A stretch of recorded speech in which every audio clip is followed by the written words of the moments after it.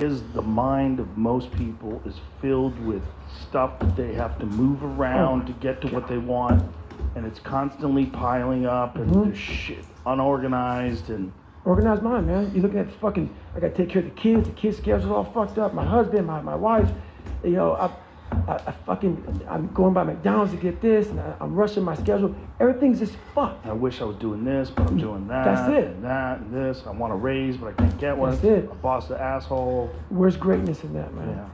You can't fit discipline into that. You can't fit structure. You can't fit consistency. You can't fit the grind. And then when you try, it just gets fucking overrun by the fucking clutter in your fucked up mental garage. When you are in these dark places and you're gathering up these lessons. Love-hate relationship. 62 hours, I equate that to fucking 7 years of life. You can't get that, man. So what I know that Ultra does for me is it packs in. I can't live several lifetimes. I can't. Because the knowledge I need to gain for this life I live in today, I need 2 or 3 or 4 lifetimes to be where I want to go. Ultra gives it to me in fucking high definition. If you come back, oh, that was 62 hours. I gained 7 fucking years of knowledge. The ups and downs, the pain, the suffering, you learn how to chunk this shit down. True levels. The levels beyond talent. That's where it really is. Because if you're able to take a motherfucker down to the deep end, while motherfucker's just putting his toe in, feeling the water and shit, if the motherfucker's in the deep end, he's able to take you down there, and he's mentally strong, it's over. It's over, man. Because they live in the deep end. They live in it, man. They thrive in it. It's almost like you have to have the ability to go to the deep end no matter whether or not you'll ever go there. Right. Yes. And some people are like, well, I'm never going to go to the deep end. Mm-hmm. But you should be able to. Yes. 100%. You have to be trained to do it. You have to be trained for it. For when that time comes, you're like, okay, I'm deep in qualified. Yeah. I am deep in fucking qualified. I got my fucking deep in certification. Well, you know what's interesting about this book is you talk about how there was moments, even though you're clearly deep in qualified. I know what it feels like. When you roll your fat ass out of bed and all you want is some fucking damn cinnamon buns and shit and fucking chocolate milkshake. I know what it is. I know exactly what it is. But I can't want it more than you. And so many people just want it the easy way. I'm sorry, man. It's not. So what they start to do is they build this narrative. It's okay. When the narrative shit, you got called audible. You know, line of scrimmage, man, like some of the great quarterbacks. They'll be at the line of scrimmage, they'll look at the defense. The defense is, oh, fuck. Defense is shifting. And you call an audible. In my mind, a lot of times, man, I'm like, that doesn't mean I quit. I don't quit. You know, I may not make it the first time, but I'll come back. I gotta call an audible. I gotta fucking get my head back in the game. I gotta figure this shit out. It doesn't mean you leave. It means you study it more. And so that drive back home, that's what I started doing. You know what's one of the most fucked up things that I've learned over time is that almost all like truly exceptional and mentally strong people have been through hell. It's very few that put themselves through hell when life is great. It's just not usually the case. Right. And to achieve the standards that you've achieved, to become the person that you are. Losing it. Like, I'm in the other room, so I'm interviewing her.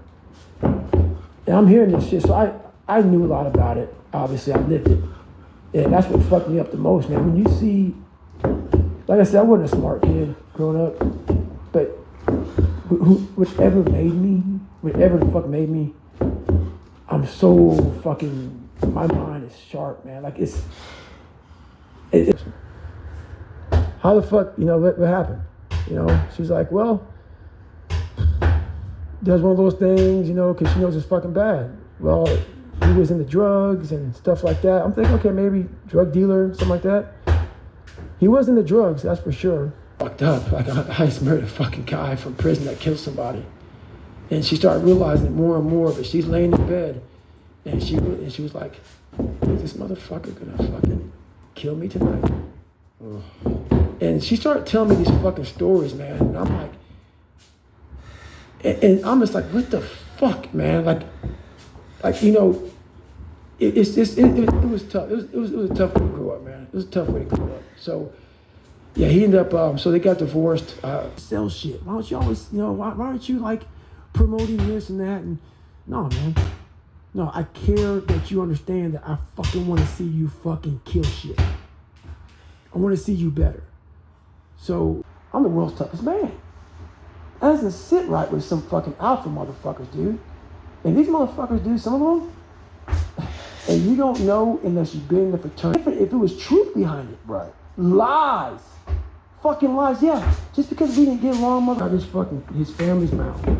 You're gonna have this guy in the courthouse. You have him in the courtroom, spending money on lawyers. And I just dropped it. I said, I'm good. I said, who the fuck I am. I said, you can wake up every fucking morning being the bitch that you are.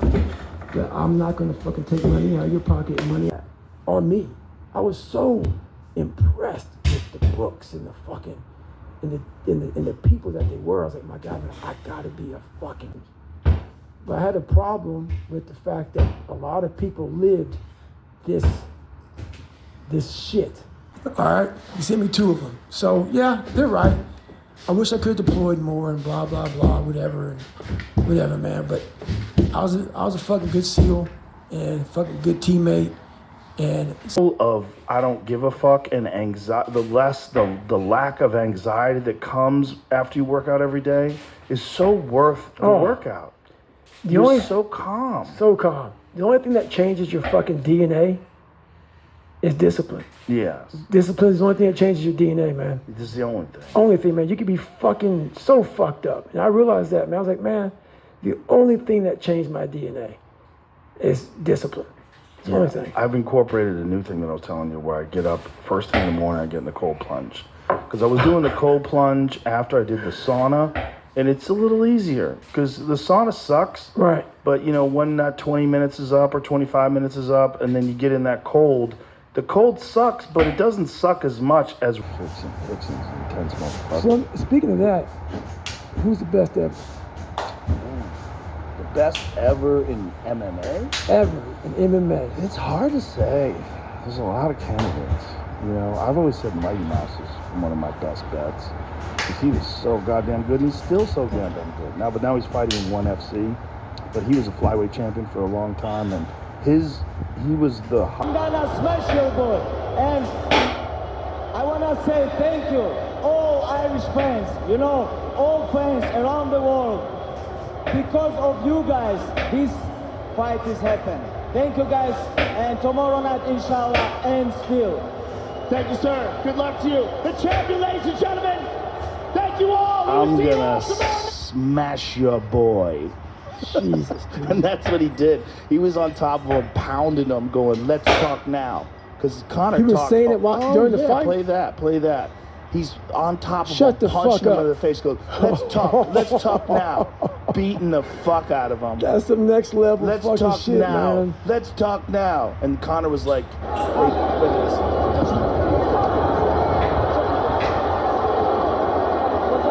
We're talking. Let's talk now. Bed like this, like it's like little micro injuries that are constantly piling up. You know, we were talking about Rickson Gracie earlier. Rickson can't really even roll hard anymore. He's in his 60s and he's got these injuries all over his back. It's all fucked up. It's like all those years of jiu-jitsu. That Gracie shit's no joke, though. Them motherfucker, that family. They changed the world. The world. This changed the little world. 160-pound motherfucker, man. This little motherfucker, you can't even see him under some of these. Audio is a special treat because it's the book, and then with each individual chapter, you have a small podcast where you and your co-writer break down what it was like for you and what was happening, Right. and what you were feeling and it allows you to do it in. My true ability comes from the discipline of mind.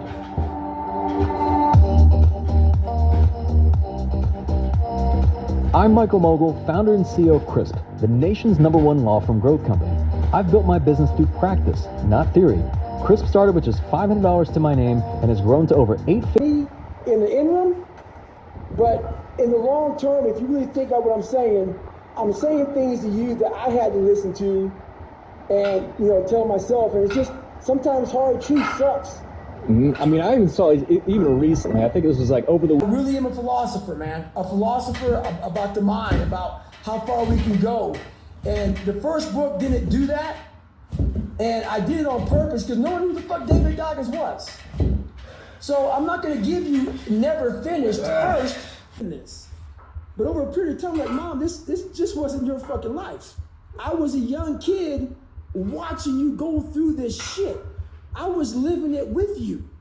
And I didn't have the brain to absorb the adult. Came really hardcore. And he wore his uniform every day. When he retired, he wore that uniform every day.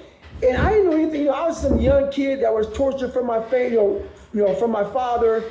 And I come in, you know, with my mom. Doesn't mean you fucking graduated at the top of the class. You just lived a long, boring, despicable life. And that's not what I wanted to do. So Sergeant Jack started me out young, and I had to learn these lessons on my own through the discipline of hard work.